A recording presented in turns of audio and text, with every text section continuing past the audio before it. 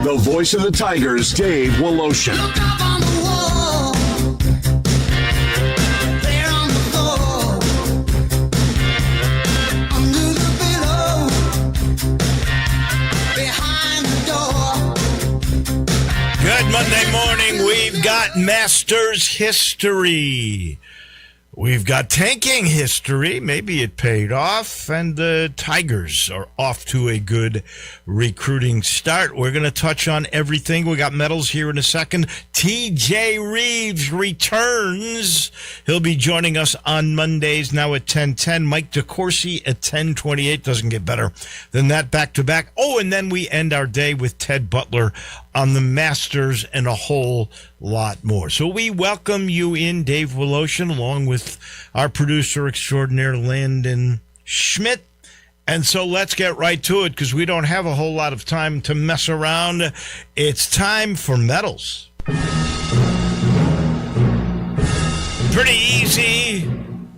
Gold. I like my silver, and my bronze goes to Ron Con Knappel and LaMelo Ball. They're the new Splash Brothers. They had combined 270-plus threes made this year. The last duo to do that, Steph Curry and Klay Thompson, they did it multiple times. Will this duo do it multiple times? Stay tuned. Silver medal, Penny Hardaway and Fred Smith. The four-star, who's got a big upside. He could even grow more. His game will grow. He's a great passer. He's a good inside scorer. Can he shoot from the outside? He'll have to develop that part of his game.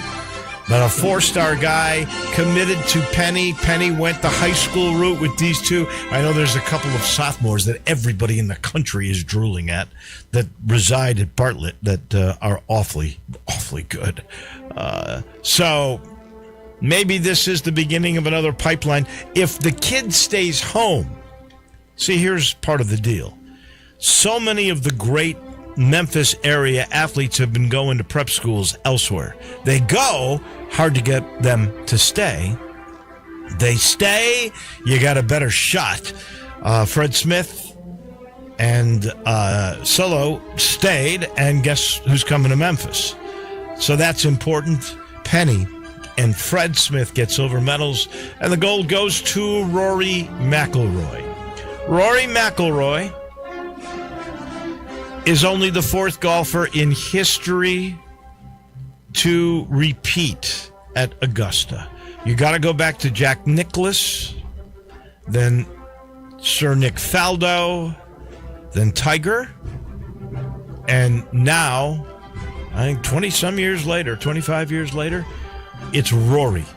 And both times Rory struggled to win, but now he's got two. He's got 6 majors. That, I believe, is tied with Faldo for the most by any European player. Is he a top 10 guy? I just Googled who the top 10 guys were. Okay? Jack, Tiger, Hogan, Snead, Arnie, Gary Player, Seve, Bobby Jones, Phil, and Faldo. Would you move him ahead of any of those? That will be the question that we might ask Ted Butler. That comes your way at the end of the program. But you think about it, 6 majors. I want to say that might have been his 30th overall win. I know he's in the 20s. I thought it might be 29. This might be 30. I mean, he's making a case for being top 10 all the time. Yeah, I'm with you. Right off the bat, I would say yes. I would put him there. But just real quickly. Well, wait. When you make that statement, who are you knocking out? I'd have to look at the list extensively, but I don't know. I would just put Rory in. I don't know who I'd be knocking out. But well, you got to knock out one if you put Rory in. It's not those top 5 guys, I'll tell you that much. It would have to be 6 through 10 I'd have to take a closer look at, but I don't know. I do not know. But real quickly, my bronze medal, yes, it is sports related, but it's kind of a little bit different. Are you familiar with Chris Ullman? No. Chris Ullman, before an Orioles game last week, whistled the entire national anthem to kickstart the game. It was one of the most impressive things I've ever seen, and what better fitting than at an Orioles game? Literally, the mascot being a bird. It was incredible. I've got to hear. I'll have to YouTube it. Yes, it was incredible. I mean, the dude was going up and down pit. I mean, it was incredible to behold. So, giving a bronze medal and giving a big shout out to him right off the bat. Silver medal, you mentioned Concanipple and LaMelo Ball. So I'll go in a different direction. NBA players this season with 13 plus points, 14 plus assists, and 10 plus turnovers in a single game has a 2-player list. Nikola Jokic, no surprise there, and Jemai Mashak for the Grizzlies. Wow, Mashak. When they went to the tank-off game of all time with the Grizzlies and the Jazz. Some interesting company to be in for this season, as he's one of the only two. And well, the 10 turnovers you don't want. No. And I'll tell you what, Jokic doesn't normally do that, but he did it twice against the Grizzlies. He had 9 the game before that he had 10. Mm-hmm. Yeah, really, really interesting showing there. I'm also going to give a silver medal. I know he made a great comeback, didn't complete the comeback, but Scotty Scheffler becoming the first person in the last 84 years to go bogey-free on the final 36 holes in the final round of the Masters since 1942. That's incredible. It's been his theme all year. He plays lousy on Thursday or Friday, and then he has great weekends. Then he just turns it around and does incredible. So silver medal for me, and of course, how could your gold go to anybody else than Rory, who led the entire tournament, which was incredible. Like you say, he's cringing on top 10 world. Yes. My Ross goes to the shameful Memphis Grizzlies, who tanked so badly the last 2 games. You mentioned the Utah game. They played 6 guys in the Utah game. They only played 7 yesterday in losing to Houston. So that tank gets them the 6th best odds in the lottery. So maybe it pays off. We'll have to wait and see. They lost their last 8 games. They missed the postseason for the 2nd time in 3 years. They were shameful the way they tanked. They played players that don't belong on NBA rosters. They never got a big. I hope it pays off, but what a terrible lesson for the NBA. Yeah, it was actually an NBA record this year that they started 25 different players, which has never been done and should never be done. My rust, I'm going to give to Columbus Aviators, giving you some UFL rust over here. Wow. Columbus Aviators head coach Ted Ginn Jr. was arrested in Texas before their game for a DUI. So he was out, and Todd Haley had to step in, and the Aviators... Memphis is Todd Haley. Yeah, and they actually had a pretty good showing against the top team in the UFL, against the Dallas Renegades, but still, really, really crazy stuff there. Wow, crazy for sure. As we sit in the Family Leisure Studios, we remind you the floor model sale's still going on. I got a feeling we got a new sale coming. I know chemicals are going to be deeply discounted this coming month, so if you've got the chance, go. They'll probably give you a big break on any of the in-stock swim spas, cold plunges, even any hot tubs. Still on sale if it's a floor model as they move the new spring stuff in. It looks gorgeous there. And again, you're going to have a chlorine sale coming soon at Family Leisure. We bring back into the fold one of our greats. We love chatting with TJ Reeves. He's been off on assignment for a while now, but TJ is back into the fold. And as soon as we get a hold of him here, I'm going to start with the question that I will ask Ted Butler later as well. If indeed Rory McIlroy is a top 10 guy, Paul McGinley, I think after he had a 36-hole lead of 6 strokes, called him one of the 5 greatest of all time. But I'm willing to actually consider top 10 all time. TJ Reeves, good morning. We'll get into the Masters, but is Rory now one of the top 10 guys of all time with 6 majors? Has to be. Good morning. Great to be back with you. Has to be. All right. I just randomly Googled top 10 golfers. Here's what I got. Okay. Jack Tiger, Arnie Hogan, Snead, Player, Seve, Bobby Jones, Phil, Sir Nick. Which I believe Sir Nick's got 6 majors, so Correct. Rory's now tied him for the most of any European guy. Phil has 6 also, I believe. And by the way, how many of those? I think Phil has Phil 5. has 5. How many have the career Grand Slam, which he now has? Yeah. And he's got a very realistic chance, probably, of doing a second lap with all the majors. You never say never. Well, that's Don't true. know. I agree with that. My question for you is, if indeed he's top 10, I'm not arguing that. He might be. Who do you knock out? Out of that, do you go back in time and say not Sam Snead? Do you go back in time? Tough to knock out.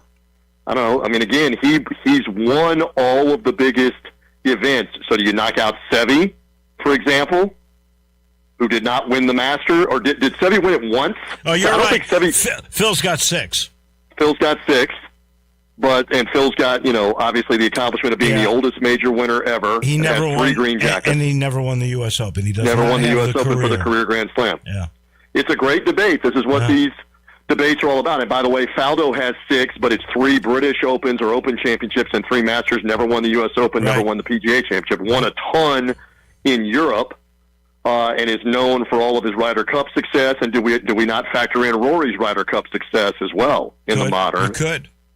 I think that would be a modern factor. I think you should put that in. He has got to be top 10. There is no doubt. And to have climbed the Augusta Mountain and you're back to back on the list with Jack, Faldo, and Woods. That's like a Voloshin type list to be on. To be on that kind of list. Yeah. I mean, that says a lot on who was able to do this twice in a row. So kudos to him. Kudos to him on being able to. It's all-time stuff.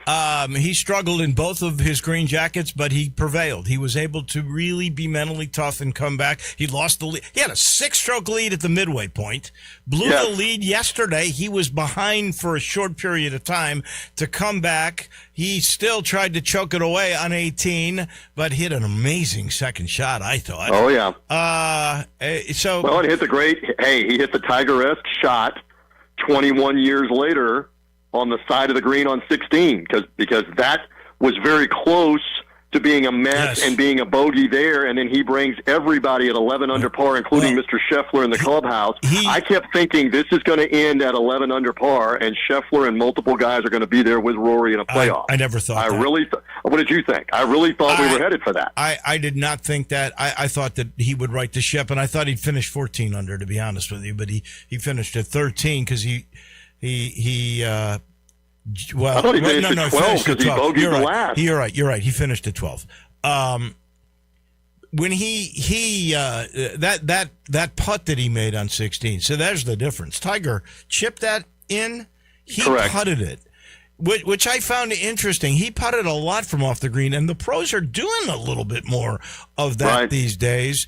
You saw Justin Rose lose his chances by mishitting a chip on 12. Yes.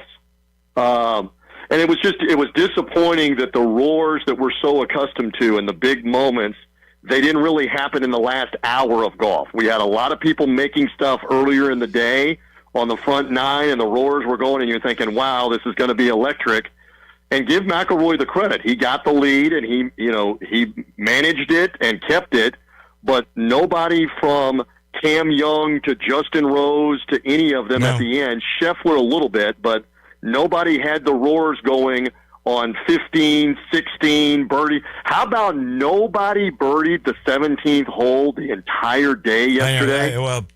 Scotty, greatest players in the game. I thought Scotty did. I thought Scotty had it. And if he had, he'd have finished at 12. We might be in a playoff. Correct. Here's my question for you on that. Phil Mickelson was pretty vocal. Mickelson made the comment, or he tweeted out the comment, that Augusta, in their efforts to toughen the course, lengthened 13. I don't know how they Right. did that. I had to buy more land, I guess, to do it. The tee box, right? Move it back. Yeah, correct. so they lengthened 13 where the Eagles were really rare. I don't know how many there were for the week, but it was on one hand probably. And usually that's 10 or 12 that you're going to get. And on Sunday, that becomes a major factor. And then on 15, they made the green so tough that it wasn't holding at all. That's part of the reason you didn't get those roar. 13 Agreed. and 15, would you like to see those back to being easier so that we get more drama on Sunday? Well, they made 15 to one extent easier because they moved the flag up into the front where you had a lot of what do we know? You had a lot of the green accessible to put it on and to try to make an eagle putt. And there certainly were a couple of eagle chances, just nobody could make it. I mean, Rose had an eagle chance also on 13 and couldn't make it and three-putted and made par. Oh, that was terrible. But Mickelson's point was on the tweet, nobody was going for the green in 2. Yeah. Almost everybody was laying up on Thursday and Friday, and then they kind of changed it around. But still, the mystique of this, the conversation we're having right now, it's all part of the lore of that tournament and that event. We know those holes. We know the iconic moments. We're just spoiled. I did rewatch it, and for the audience here on the Mighty Sports 56, you can go look on YouTube and rewatch Jack Nicklaus 40 years ago and watch that charge. It's the full final round is there on YouTube. Even the highlight video is there on YouTube with the announcer calls.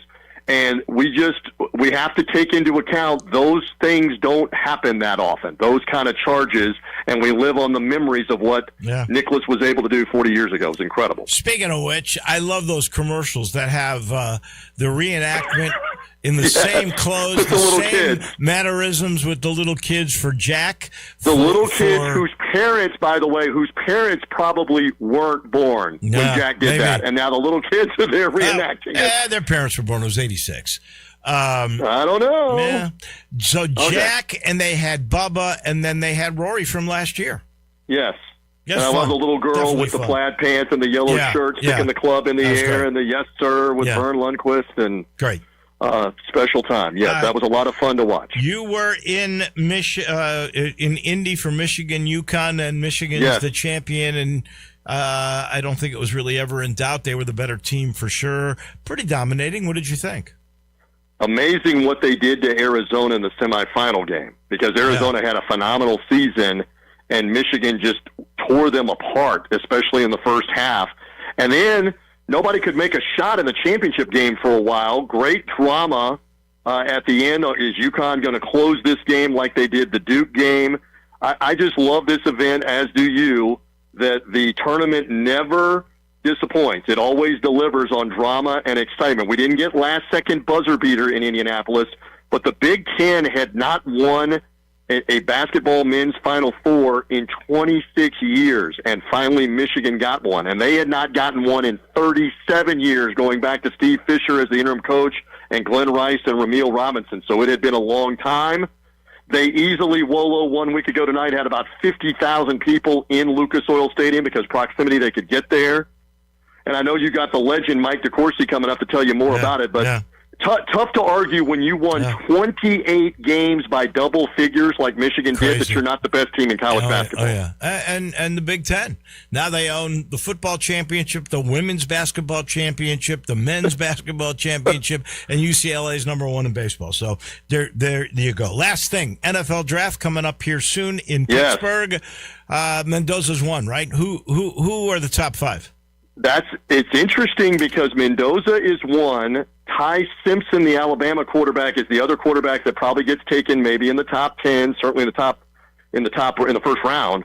But there's maybe not another quarterback that goes in the first round this go round, and it could be some defensive players, including Bain, the Miami defensive lineman. You've got your assortment of receivers, running backs, not so much anymore that get taken in the first round, if at all, in the first couple of rounds. So this will be interesting with the Raiders up high in the draft, and it's expected to be Mendoza, and he's not even going to be there. If you didn't know that, he's going to stay in Miami with his family, so that's wild. I think that's wonderful for him. They'll probably have a camera there. I would suspect there'll be a camera at the Mendoza For the record, Jameis Conclave. Winston got picked number 1 by the Buccaneers and was with his family in Alabama. He was not at the draft that night, and Mariota, the second pick, was not there either. He was with his family in Hawaii. The first 2 picks in the draft weren't on the stage that year in the draft, so it's not unheard of, but it is interesting that he's not there mugging with the commissioner and with the Raiders. So stay tuned. Lots to still go over with the draft, and I know you got Mike coming on to talk the hoops. The Masters is phenomenal.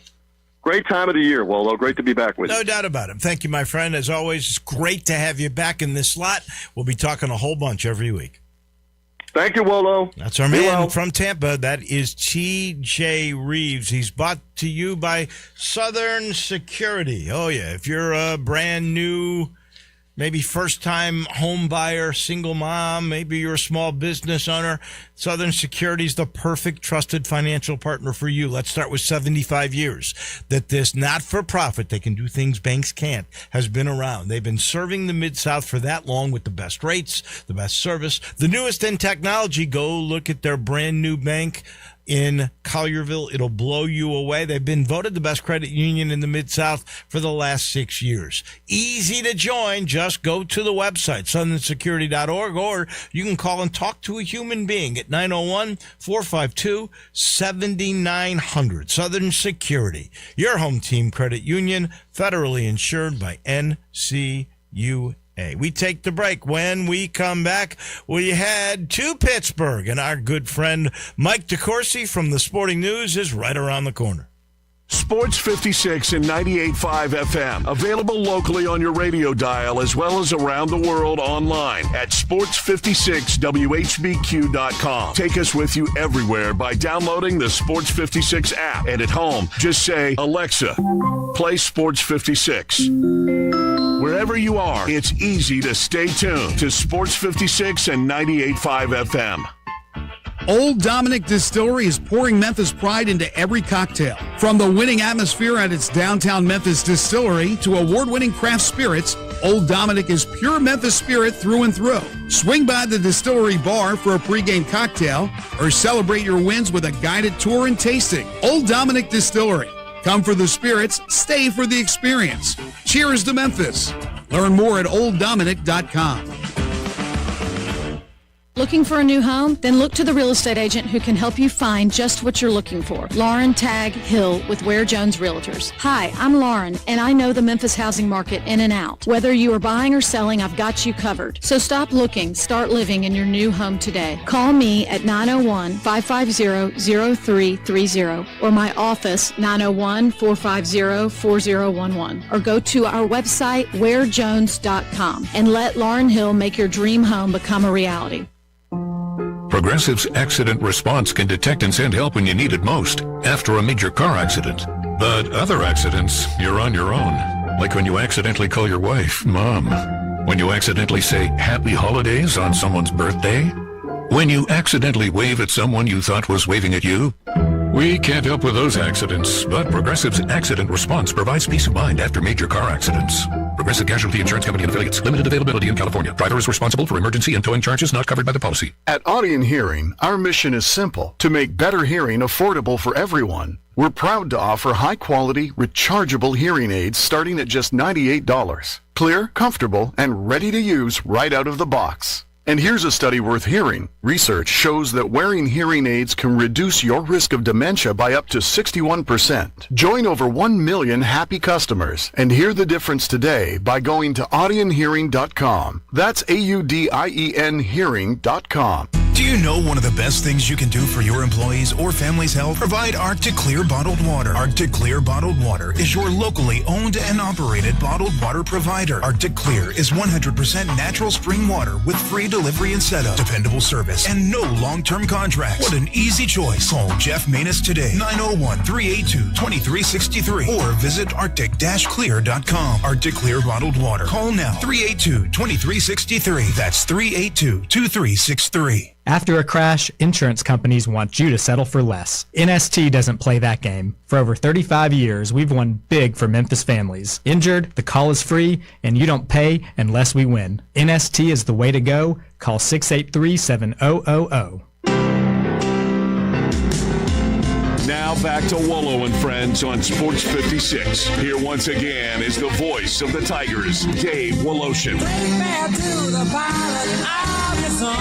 We're headed to Pittsburgh momentarily. Mike DeCourcy standing by to put a bow on the Final Four and a whole lot more. He's brought to you by Memphis Tourism and the Memphis Sports Council. Every year, thousands visit Memphis and Shelby County, not just for music or to sample our great food, but to take in a sporting event or tournament. If your school or team or league is exploring the possibility of hosting a sporting event in our community, then you got to get in touch with Memphis Tourism and the Memphis Sports Council. That'll help you through the entire process. They can provide valuable destination insight and helpful planning strategies for a winning event. They are there to help you. That's the Memphis Sports Council and Memphis Tourism. They bring you Mike DeCourcy every week. Before we put a bow on the Final Four, your thoughts on another really exciting Masters tournament. I know you watched. Good morning.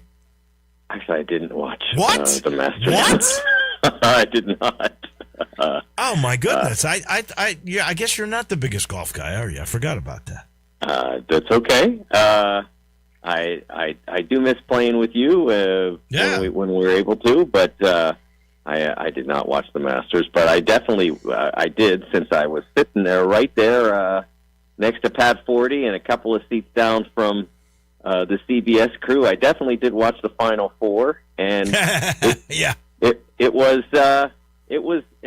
fascinating, I think, to see how Michigan was able to build what they did. The really interesting thing to me was Yaxel Lendeborg, who had been really the essential component of their success this year. They had a lot of terrific players, but Lendeborg was, and you guys saw him at UAB, but he became a completely different player at Michigan. Definitely. He was not that guy for Andy Kennedy at UAB. They played him as a post player. Right. Although he did step out and shoot threes, but he was not nearly as effective. In fact, the Memphis big Dane Danger just absolutely had his way with him in all three meetings that the Tigers and the Blazers had last year.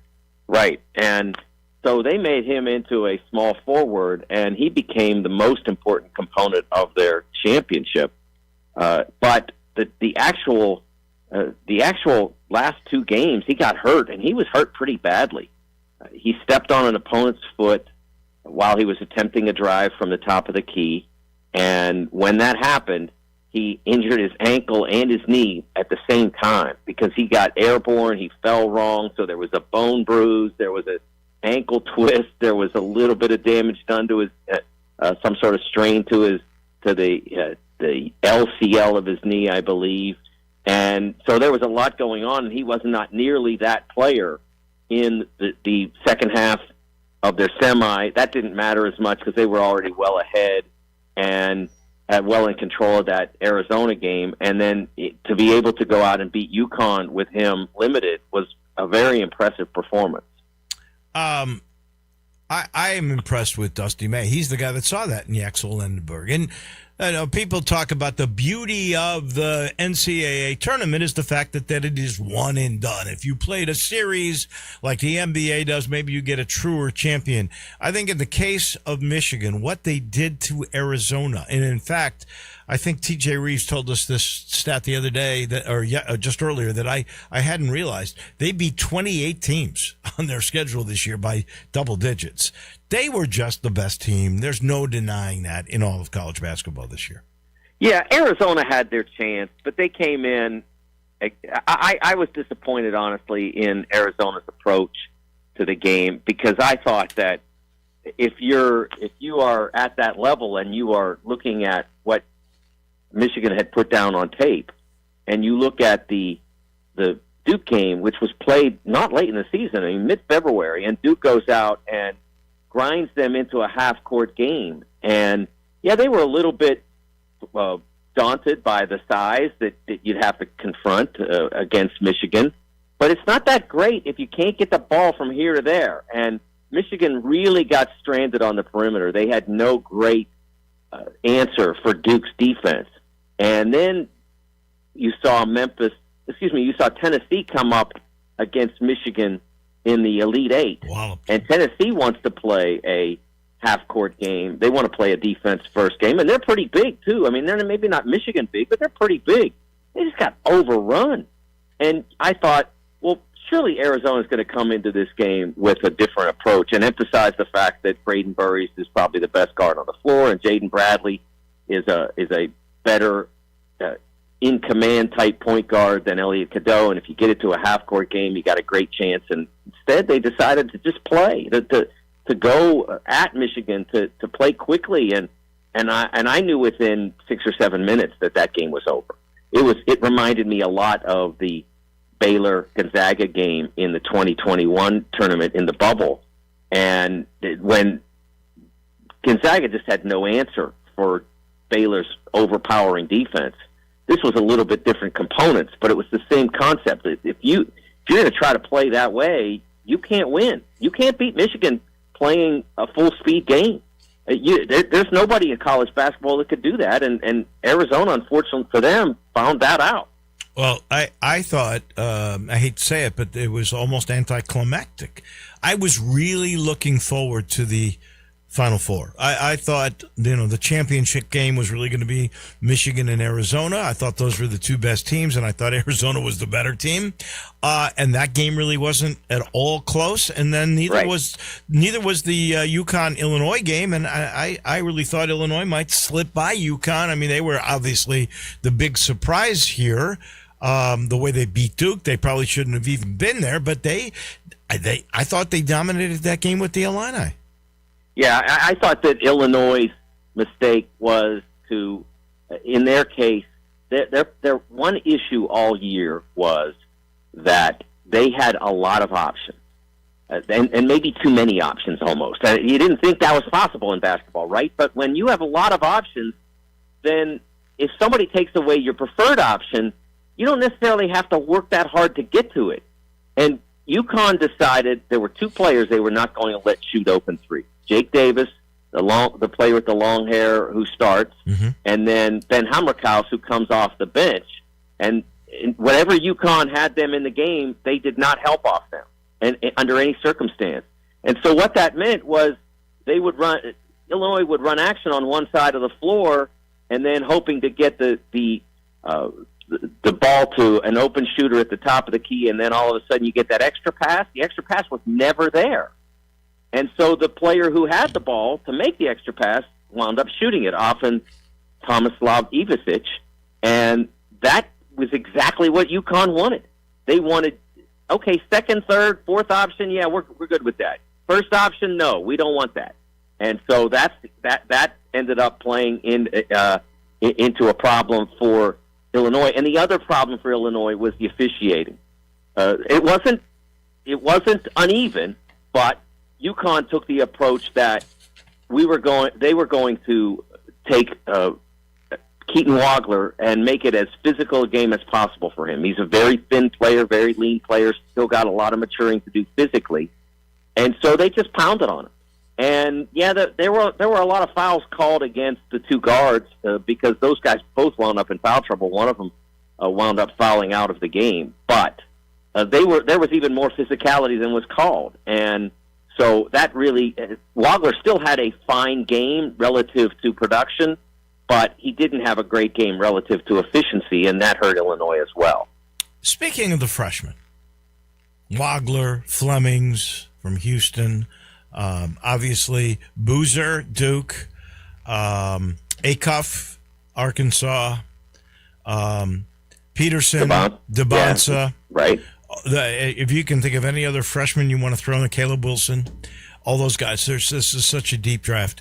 Who in your mind, forget position, who in your mind is a lock to become a great NBA player? Maybe more than one, but who is, in your mind, if you had the pick, who would you take? I would want A.J. DeBonsa.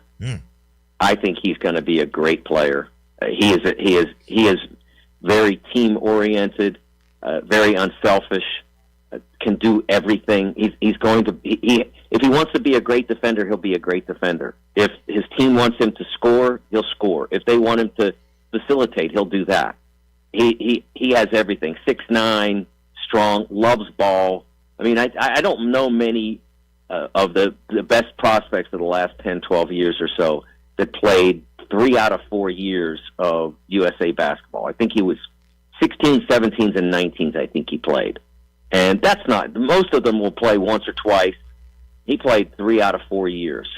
And it's just pretty rare. I mean, I don't know exactly what decisions were made, but the Boozers were not there for the 19s last year.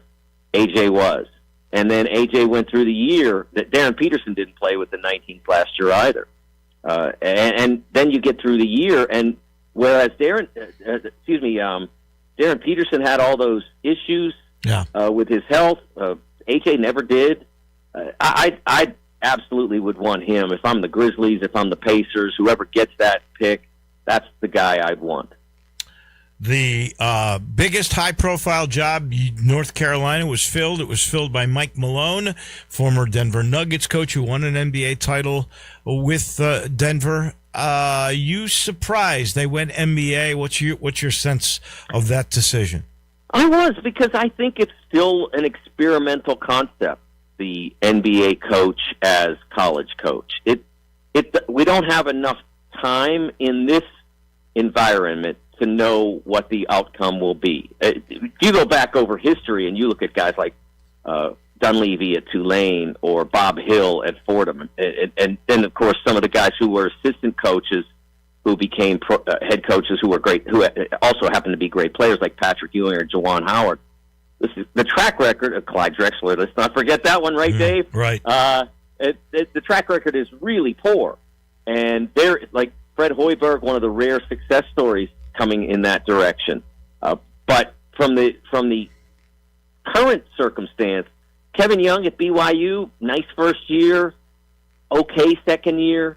Luke Laux, first year at Florida State, didn't do so great at the start of the year, finished pretty well and really pushed Duke in the ACC tournament. But we don't have much beyond that. The head coach at Iona, they fired a tremendous mid-major coach, Tobin Anderson, who was responsible for the FDU victory over Purdue in the 1-16 game. They got rid of him to bring in an NBA guy. They went from 12 Metro Atlantic Conference victories to 10. So they went backward when they made their move. Again, so the track record isn't like blazing, but it's also not that much data. So I don't know whether Michael Malone and that concept works, and yet they did it at one of the most prestigious jobs in America. You can say, hey, he won an NBA title, and okay, all right, he did. But the job that it did kind of make me laugh, though, because when I said, look, you're not getting when you're not getting Tommy Lloyd, I got reamed by Carolina fans. I mean, they couldn't believe that I would dare say that the coach from Arizona is not coming to Carolina. And then within 24 hours of me writing that, they announced the extension for Lloyd out at Arizona. You proved to be right. I guess I'm a little surprised that they decided to finally go outside the family. And there's no connection with Malone in North Carolina, is there? No, but the family thing was it was dry. I mean, there was nowhere to go. Right. Basically, like you'd hire like Wes Miller. Okay, like Wes didn't get it done at Cincinnati and got let go.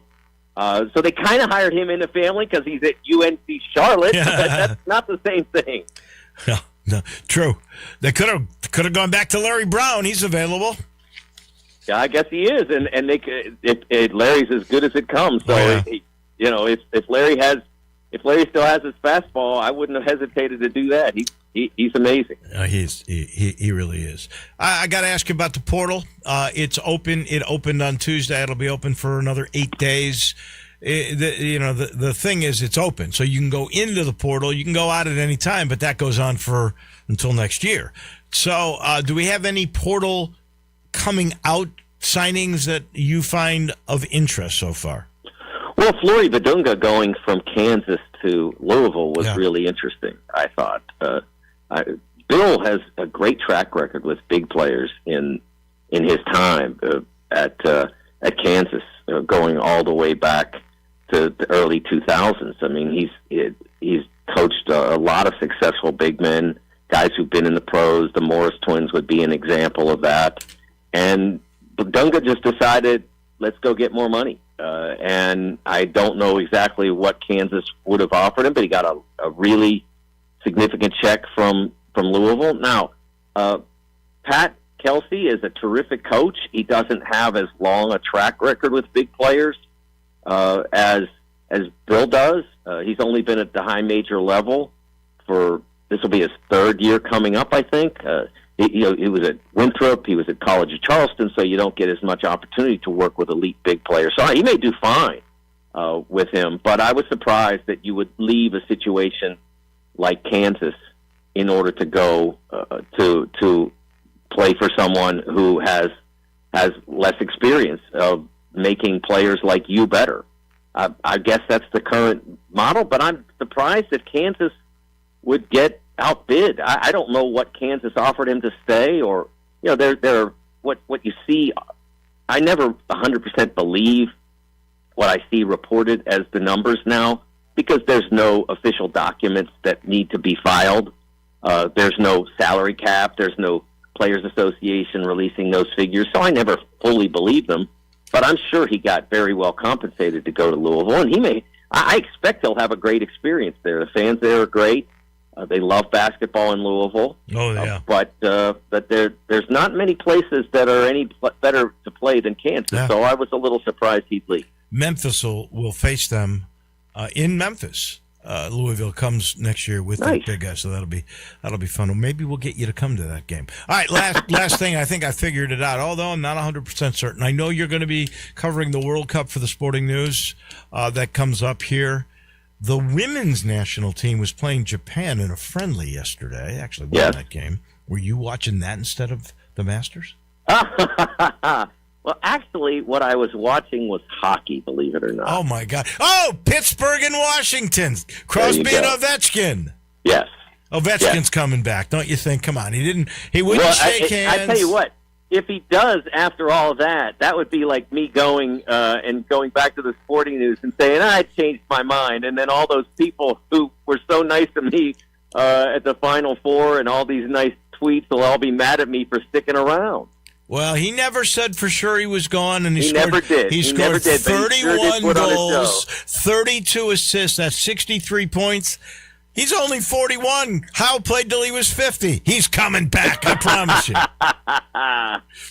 Well, it was pretty cool yesterday what they did. It was even down to the center on the first line for the Caps purposely fouled the face-off so that he could get kicked out of the circle and Ovechkin could take the face-off against Crosby. That was a pretty cool moment. That is very cool. We'll talk more cool moments next Monday. Thank you, my friend. All right. Thank you, Dave. That is Mike DeCourcy from the Sporting News. I should say he's retiring from the Sporting News for basketball.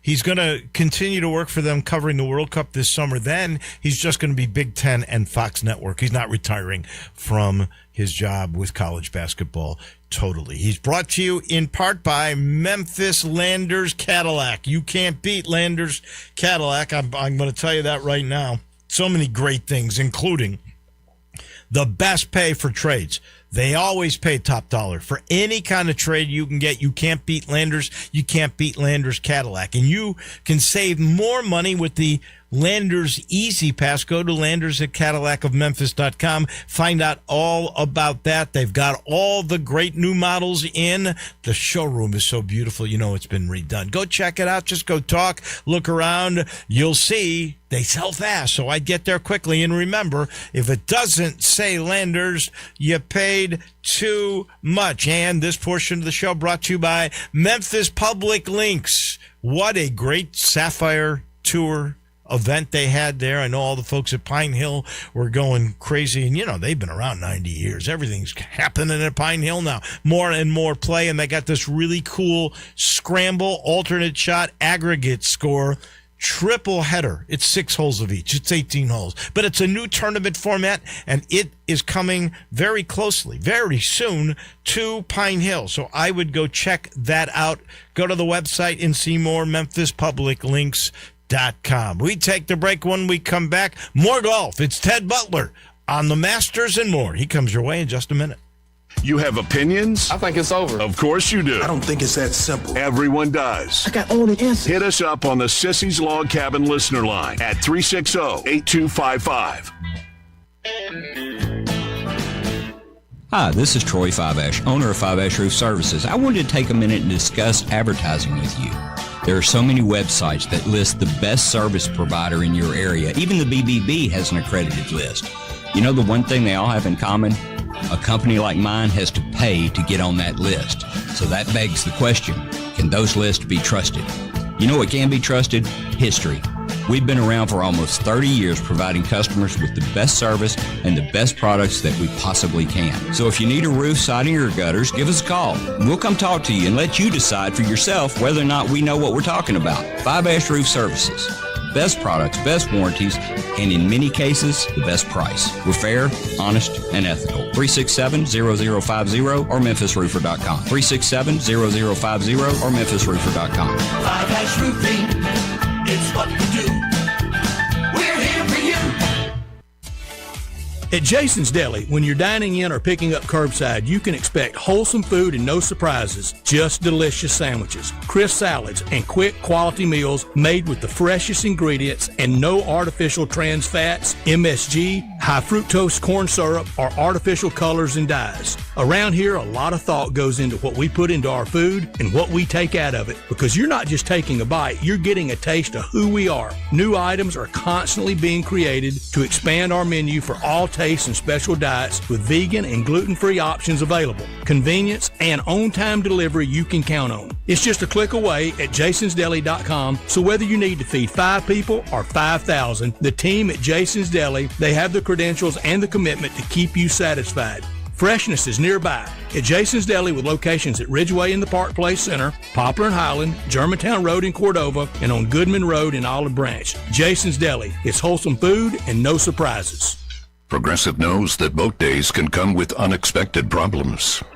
Dang, I forgot the wakeboard. How am I supposed to enjoy myself without my favorite water activity? I mean, sure, we could still go tubing, fishing, or even just relax on a floaty, but without the wakeboard, what's the point?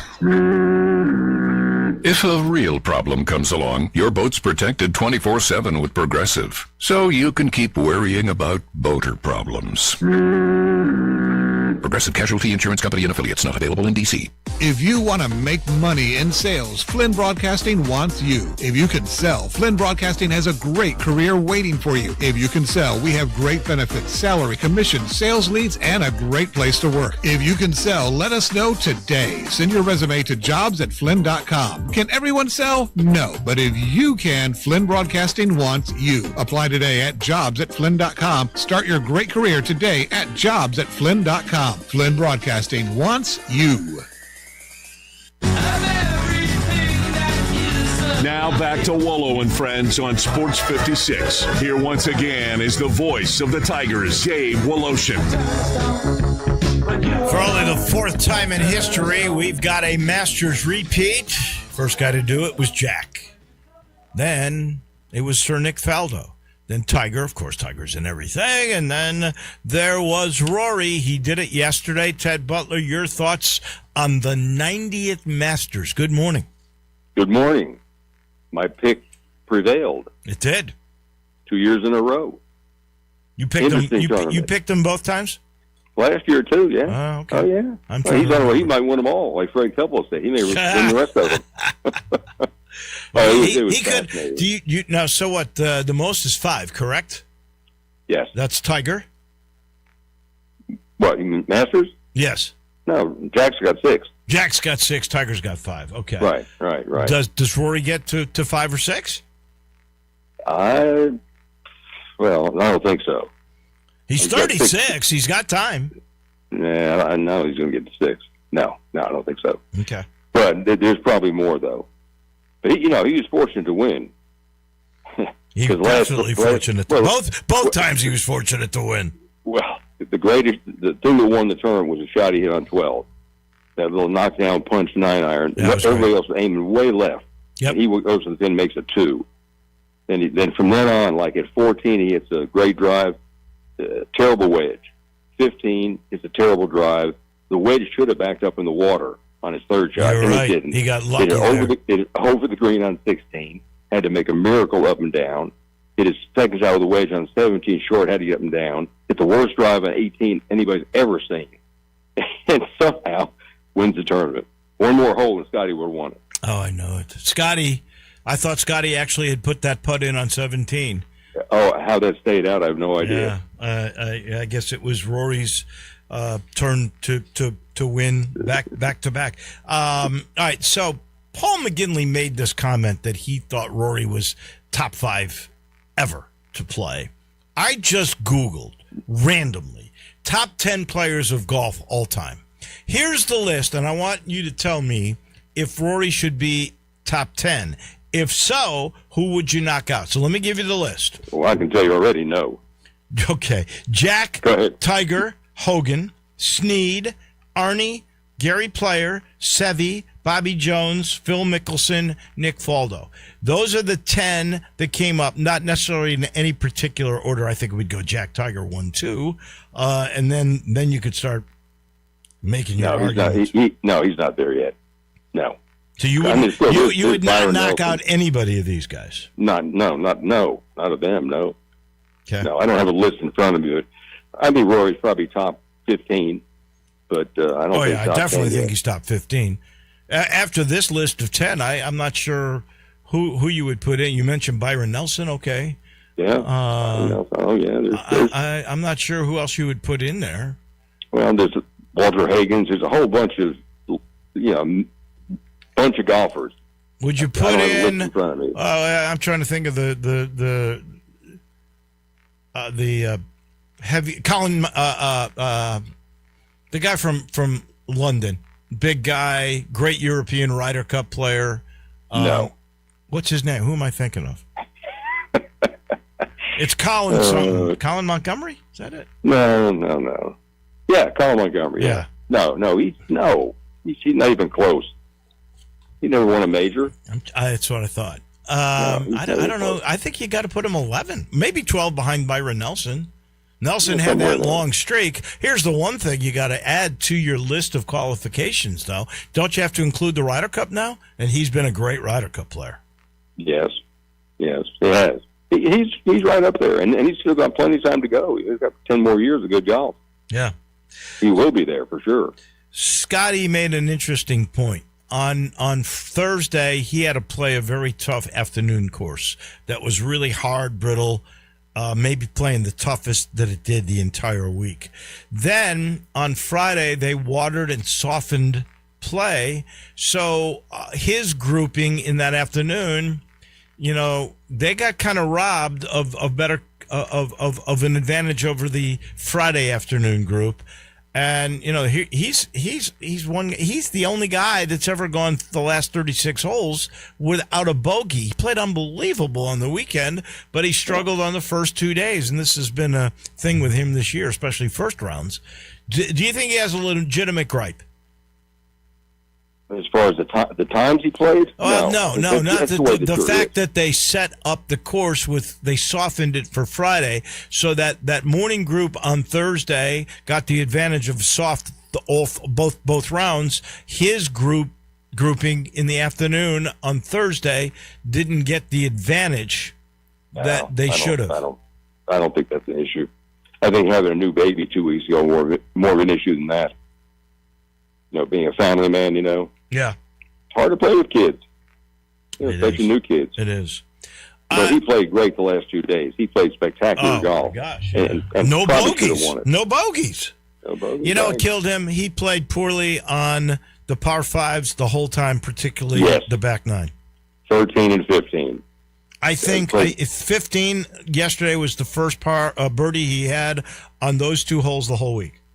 And that was a 25-footer uphill. He drove it in the woods, hit it out in the woods, chipped it.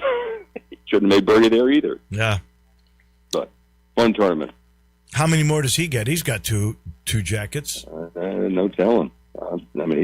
He and Rory might just dominate from now on. But, there's guys like Cameron Young coming up. He's going to win one for sure. I'm not sure Rose will ever do it. Oh, man, I felt bad for Rose because, this is where Rose lost this thing. He lost it on 12, where he had a bad chip. And then he's one of the few guys that had an eagle putt on 13, and he three-putted. It's hard to win the Masters. Let's put it that way. Boy. Things happen. Yeah, they really do. The biggest bust could have been Bryson DeChambeau not making the cut. Well, Live Golf. He and Rahm. Look at Rahm. I know. They're shooting 78, 76s, 78. As good a players as they are. Do you just think that's their whole lifestyle, or they don't practice as much because they've already made all their money? What do you think it is? Well, I think the tournaments are nothing like the Masters. I mean, they play easier golf courses. You've got about 5 people you have to beat. There's music going on. It's nothing like playing in the Masters. I mean, you can't even come close to comparing it. And except for Patrick Reed, most of the Live guys did nothing.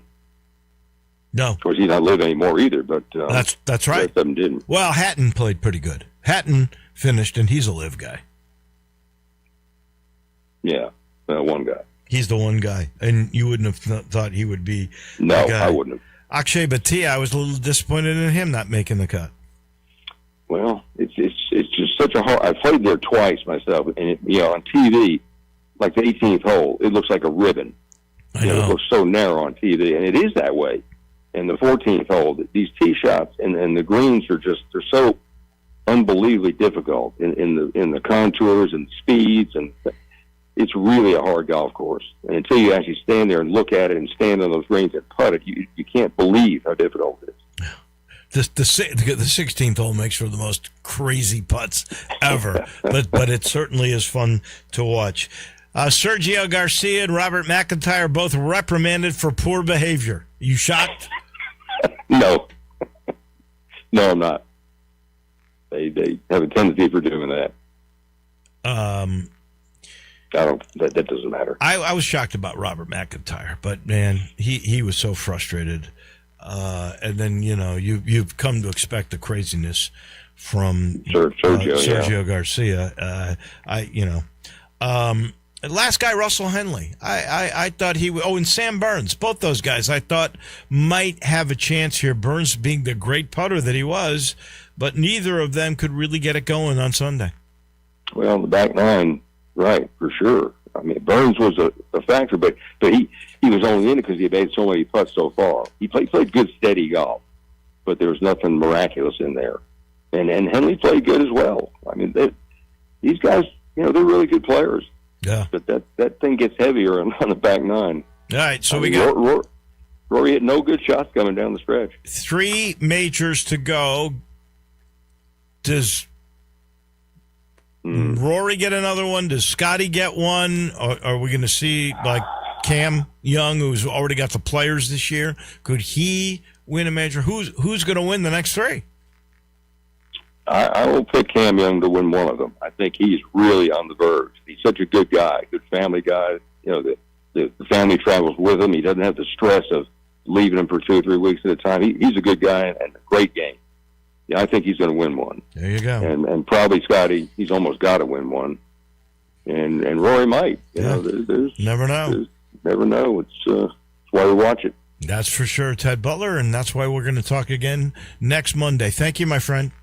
Okay, Dave. That is Ted Butler on golf. Brought to you by another giant in this field. That's Sheldon Rosengarten, Marks Bensdorf. You got to have a strategy if you play Augusta. He's got the strategy for the real estate business. He's been around for 40 or 50 years. It's all the strategic marketing strategy that he's got that he works so well. Because if you got a strategy, you got a plan, right? But you got to work the plan. And he knows how to work that strategy. He's with you 24/7, 365. He's a poor golfer because he's always working for you. If you are ready to sell that home, If you're looking to buy a home, he always says, talk to 2 or 3 real estate brokers, but just make sure he's one of them. Once he tells you the strategy, you'll go crazy. Look and see what he's done at MemphisRelocate.com. You can get a hold of him there or call 483-0546. Get the job done. That's Shell done at MemphisRelocate.com or 483-0546. That'll do it for us today. We'll be back tomorrow morning, bright and early. Johnny Radio's next. Have a great day, everyone.